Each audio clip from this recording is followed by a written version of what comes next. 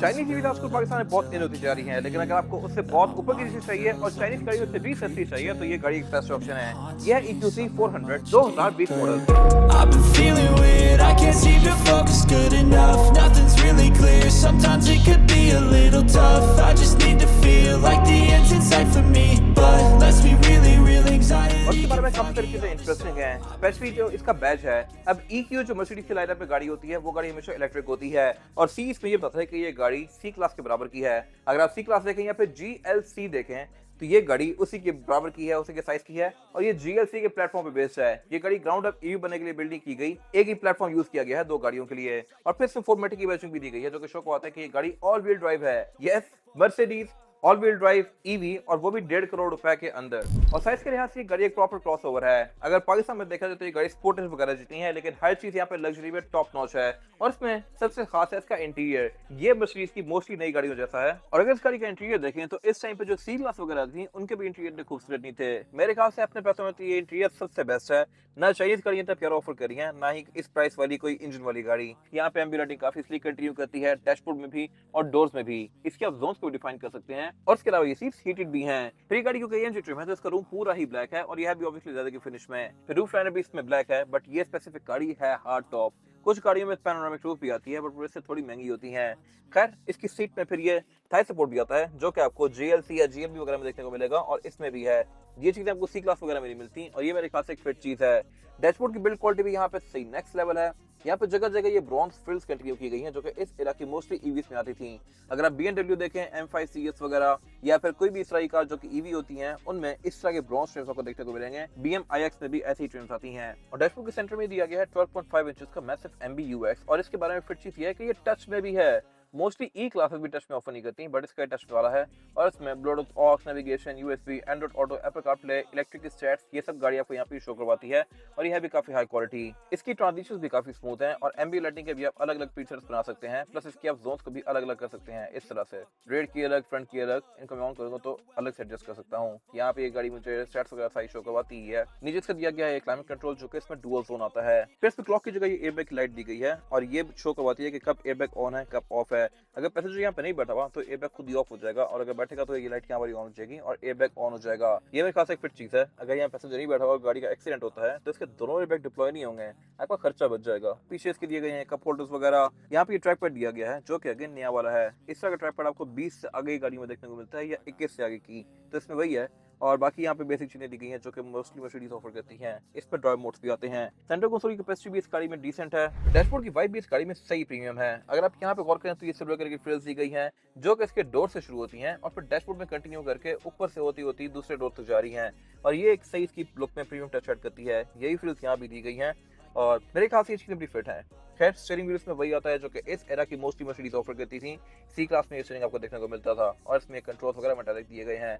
फिर ये गाड़ी क्योंकि AMG है तो यहाँ पे पैडल शिफ्टर्स भी आते हैं। गियर सेलेक्टर इसमें एक कॉलम शिफ्ट है, जो कि सिंगल हैंडेडली गाड़ी को यूज करने के लिए काफी कन्वीनियंट रहता है।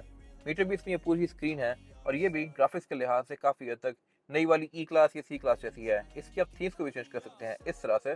इसमें मेन 3 थीम्स आती हैं। मेरे ख्याल से ये इस प्राइस पॉइंट पे एक बड़ा डिसेंट मीटर है। यूजुअली आपको 1.5 करोड़ में दीपाल या BYD वगैरह मिलती हैं, बट उनमें इस लेवल की लग्जरी नहीं होती। इसमें वजह ये डोर सिल है, इसमें भी ये EQC की बैजिंग रात के टाइम ग्लो करती है। फिर शुरू में मैंने एक चीज बताई थी कि ये गाड़ी GLC के ऊपर बेस्ड है। इसके कुछ फायदे हैं और नुकसान। फायदा यह है कि ये टेस्टेड है हर लिहाज से। सस्पेंशन, चेसिस वगैरह, इसमें जितने भी मोस्टली कंपोनेंट्स हैं वो सारी चीजें GLC में भी आती हैं, और उनके पार्ट्स इंटरचेंजेबल भी हैं। अगर आपको EQC के पार्ट्स में मिल रहे हो तो आप GLC के भी लेके यहाँ पे लगा सकते हैं। लेकिन इसका ड्रॉबैक ये है कि इसमें फ्रंट पे फ्रंक नहीं आता।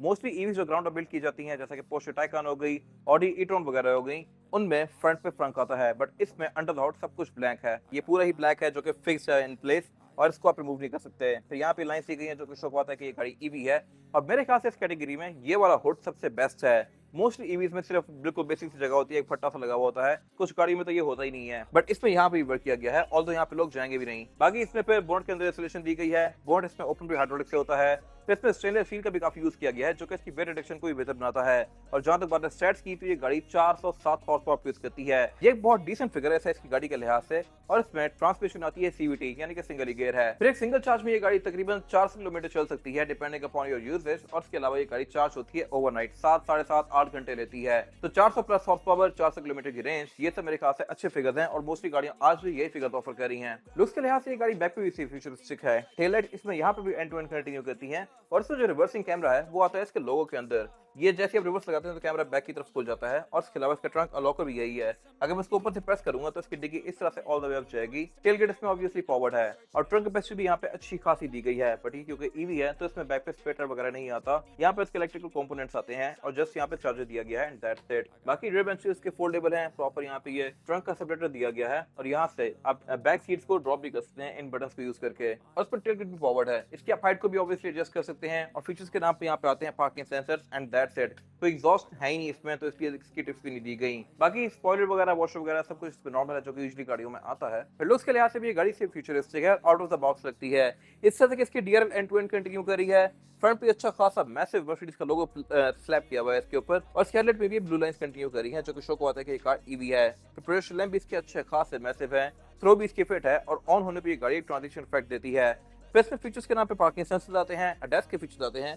फिर क्योंकि AMG है तो यहाँ पे कोई फॉग लैंप्स वगैरह नहीं आते और बहुत सी चीजें यहाँ पे ब्लैक्ड आउट हैं। थोड़ा बहुत यहाँ पे क्रोम दिया गया है एंड दैट्स इट। बोनट इसमें अच्छा खासा मैसिव है और सिर्फ यहाँ पे कुछ सेंसर्स दिए गए हैं जो कि इसके कुछ फीचर्स को इनेबल करते हैं। फिर रिम भी AMG वाले हैं। टायर्स भी स्टैगर्ड हैं। अगले टायर का साइज है 235, 50 और 20 और पिछले का साइज है 255, 45 और 20। टायर्स में अच्छे खासे मैसिव हैं, 20 इंचेस के हैं और as good as brand new हैं। और इसमें फिर ब्रेक्स भी अपग्रेडेड हैं जो कि AMG वाली हैं। इनमें पंच होल्स आते हैं, सिंपल ब्रेक्स में ये नहीं होते। और अब बात करते हैं इसके रेयर सीट्स की। ये मोर और लेस C क्लास जैसी ही हैं। C क्लास की बैक पे तंग होती है, this car is no different. ना ही यहाँ पे लेग रूम की प्रॉफर है, ना ही हेडरूम।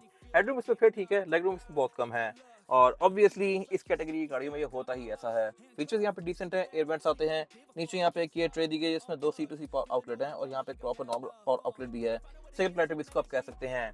तो यहाँ पे सेंटर कंसोल भी दिया गया है जिसको निकाल के आप एज एन आर्मरेस्ट यूज कर ही सकते हैं। फिर यहाँ पे ये 2 अलग अलग कप होल्डर्स भी आते हैं और इसमें कंपार्टमेंट भी आता है जहाँ पर आप इसका सामान ये इसमें जो ऑनर मैनुअल आता है वो रख सकते हैं। तो फीचर्स के लिहाज से मेरे ख्याल से इसके पूरे नंबर है बैक पे।